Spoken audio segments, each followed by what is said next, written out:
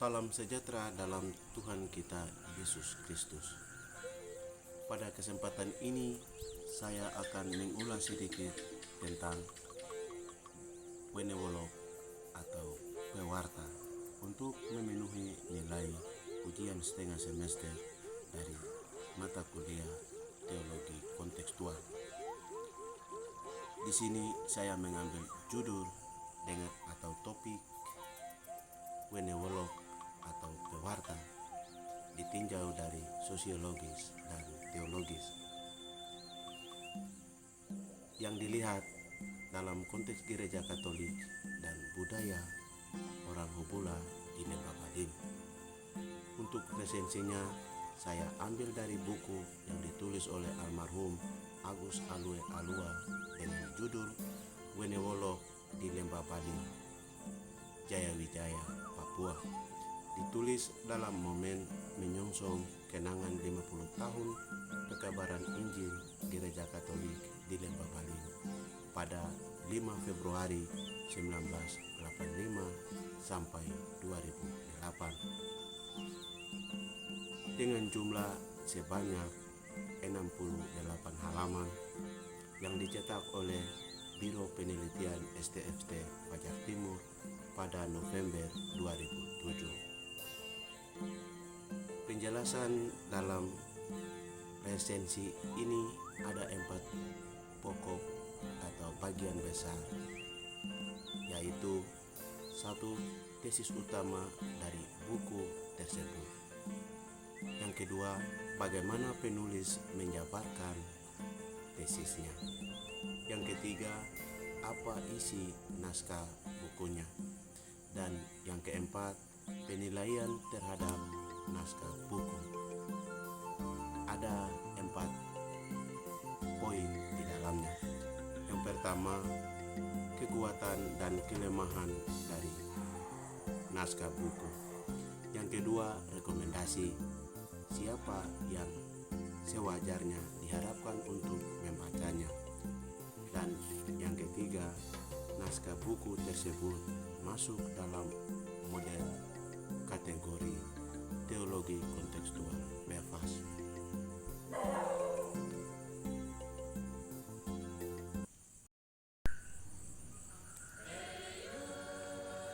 Penjabarannya sebagai berikut.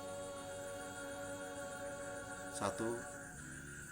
Yang menjadi tesis utama dari buku ini adalah apakah transformasi nilai dan arti itu merupakan suatu kebetulan atau hasil dari suatu inkulturasi Injil, ataukah suatu usaha berteologi secara kontekstual?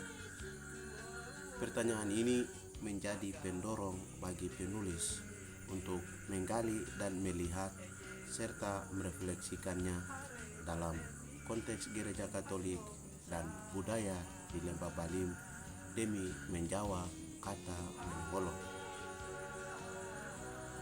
Yang kedua, penulis menjabarkan tesis dalam bukunya ini tentang populernya kata Wenewolok yang dipakai dalam gereja Katolik di Lembah Badim. Dengan melihat, mendengar, dan mengalami serta pemakaian kata Wenewolok yang sangat populer itu, penulis merasa terdorong untuk menyampaikan gagasan tentang pengertian dan latar belakang dari istilah Wenewolok. Kemudian penulis juga mengetengahkan kesamaan kata Wenewolok ke dalam tradisi biblis Perjanjian Lama dan Perjanjian Baru. Lalu penulis berusaha untuk menunjukkan transformasi dari tradisi ke dalam konsep kekristenan, transformasi nilai profan kepada nilai dan makna teologis. Yang ketiga, isi dari naskah buku ini terdapat 4 pokok besar, yaitu 1. Arti dan makna Wenewolok dalam masyarakat dan gereja Katolik di Lembah Baliem. Yang kedua, Wenewolok dalam sorotan Alkitab. Yang ketiga, refleksi pastoral tentang julukan sebagai Wenewolok. Dan yang keempat, teologi Wenewolok.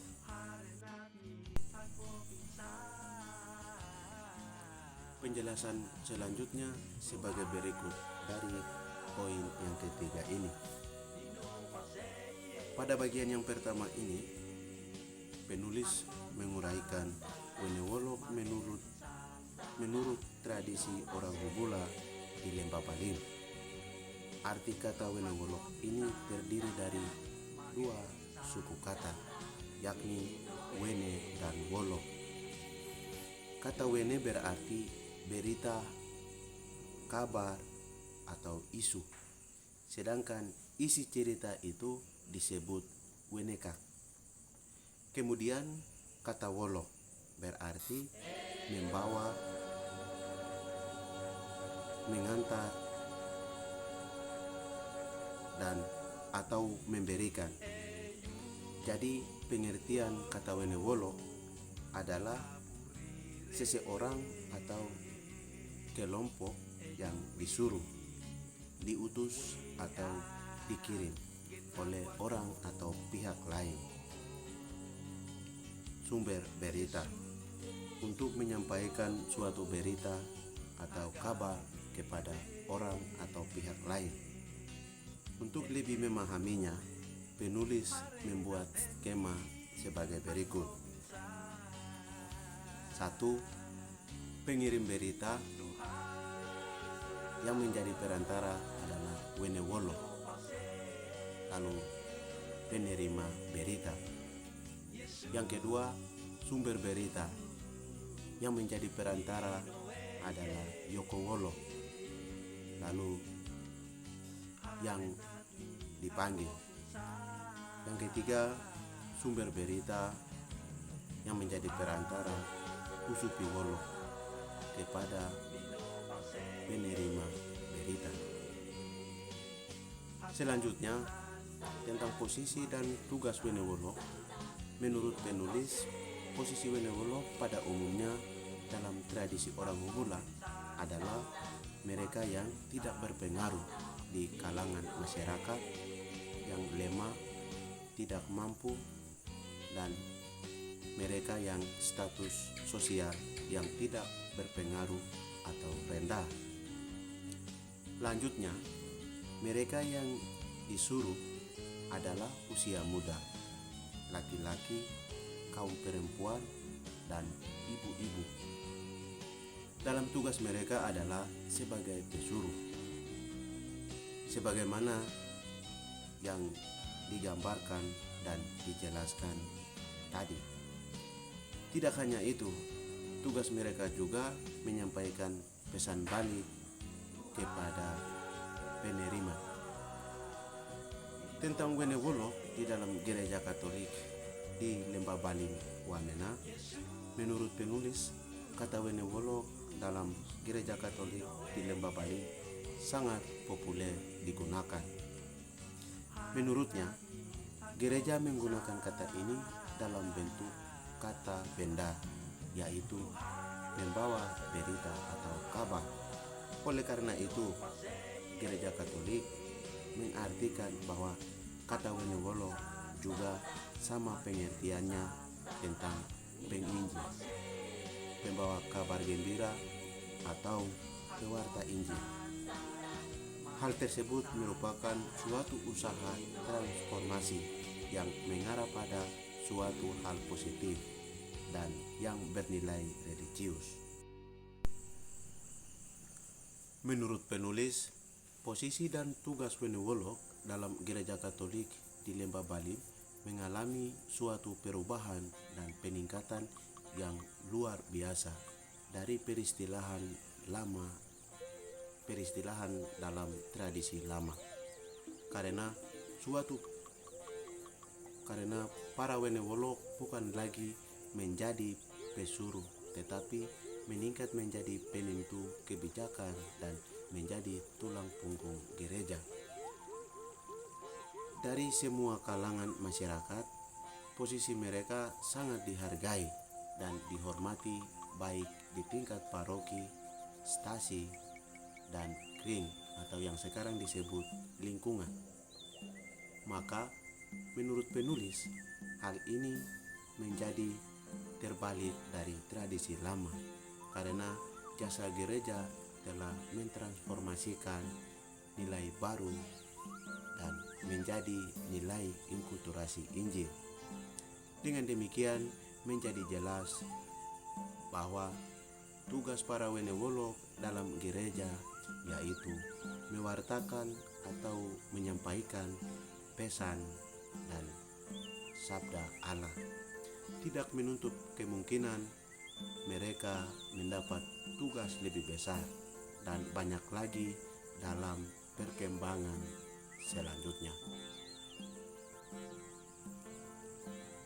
Pada bagian yang kedua, menurut penulis, wenewolog dalam sorotan Alkitab. Dari kata wenewolog ini memiliki kemiripan dengan beberapa istilah yang terdapat dalam Alkitab, Perjanjian Lama dan Perjanjian Baru. Dalam hal ini, penulis menekankan dari dua sisi, yaitu tradisi Perjanjian Lama dan tradisi Perjanjian Baru. Menurutnya, dalam Perjanjian Lama ada beberapa peristilahan dari pengertian wenewolog, yaitu salah berarti mengutus atau mengirim, malak berarti utusan atau pengantar berita, dan nabi berarti yang diutus atau yang dipanggil. Dalam hal ini, penulis mengambil kesimpulan bahwa Yahweh menjadi subjek yang memanggil dan manusia atau mereka menjadi utusan atau pembawa atau penyambung lidah dari Yahweh. Lalu lanjut penulis, dalam Perjanjian Baru kata wenewolog memiliki kemiripan seperti kata apostelo atau apostelin, berarti mengutus atau diutus. Kata angelos atau apostelos berarti utusan atau malaikat, dan kata prophetes berarti yang dipanggil atau yang diutus. Menurut penulis, ada sejumlah istilah masih memiliki kesamaan penggunaan dalam Perjanjian Baru dan Perjanjian Lama. Dalam hal ini melaksanakan tugas. Perjanjian Baru ini bertumpu atau berpuncak pada Yesus Kristus, sedangkan Perjanjian Lama dikenakan pada utusan Yahweh. Pada bagian yang ketiga, dalam refleksi pastoral tentang julukan sebagai wenewolog, secara umum penulis menuliskan tentang kesadaran masyarakat yang kurang dan menerima begitu saja tentang sebutan wenewolog di dalam gereja. Lalu penulis juga mengetengahkan yang menjadi wenewolog hanya orang hugula. Penulis mengetengahkan peran wenewolog dan status wenewolog dalam gereja dan masyarakat. Penulis juga mempertanggungjawabkan para utusan Allah dalam Alkitab itu adalah wenewolog yang terbukti dalam Perjanjian Baru dan Perjanjian Lama. Penulis pada akhir dari bagian ini memberi peneguran kepada para pastor, suster, bruder, katekis, dan tenaga pastoral bahwa kita semua adalah wenewolo. Tidak dilihat dari status sosial dan sebagainya, tetapi kita memiliki tugas yang sama dari Allah sendiri. Pada bagian yang keempat tentang teologi wenewolo, penulis lebih melihat dan menyoroti tentang bagaimana nilai-nilai inkarnasi yang universal itu dilihat dan dihadirkan dalam konteks lokal, seperti yang terdapat dalam Alkitab. Yohanes bab 1 ayat 1 sampai dengan 18, yaitu Allah menghadirkan dirinya dalam diri Yesus Kristus sebagai Sang Logos atau Sang Firman yang menjelma menjadi manusia dan berinkarnasi kepada manusia pula. Hal ini terwujud dalam wahyu yang universal, yaitu Injil diwartakan dan didengarkan dalam bahasa budaya orang Baling. Di sisi lain, penulis berpendapat juga bahwa sesungguhnya tidak ada nilai teologi dari kata wenewolo itu sendiri, melainkan bermakna sosial budaya dalam komunitas masyarakat Hubula sendiri.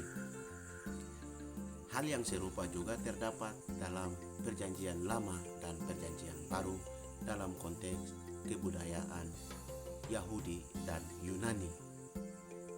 Tetapi menurut penulis, transformasi nilai itu terjadi dalam teologi Kristen dari makna dan nilai sosiologis kebudayaan Balim ini dibawa dan dipahami dalam kerangka teologi Kristen. Hal ini nampak terjadi sebagai suatu usaha untuk berteologi secara kontekstual dalam gereja yang berhubungan dengan inkulturasi dari kedua aspek, yaitu tradisi lama ke tradisi baru. Keduanya harus saling melengkapi dan menerima sebagai wujud teologi kontekstual yang berinkarnasi. Yang berikut adalah penilaian terhadap naskah buku. Yang pertama, kekuatan dan kelemahan dari buku tersebut. Kekuatan dari naskah buku ini ada upaya untuk persembahan menyongsong 50 tahun Gereja Katolik di Lembah Baling. Dan yang berikut masih memiliki gengsi terhadap jabatan wenewolo yang merendahkan status sosial sebagai suatu kelemahan. Dan kelebihan lain juga memberikan peneguhan kepada para katekis, para wenewolo, para pastor untuk tetap melihat sebagai tugas yang sangat mulia sebagaimana menjadi Rasul Yesus sebagai pewarta-pewarta yang diutus oleh Allah. Yang kedua, rekomendasi. Siapa yang sewajarnya diharapkan untuk membacanya. Menurut saya, rekomendasi dari penulis ini adalah ditujukan kepada semua kalangan umat, baik yang Katolik maupun yang bukan Katolik. Lebih-lebih lagi kepada para kaum klerus dan umat awam, juga para frater dan bidang pendidikan Katolik. Yang terakhir,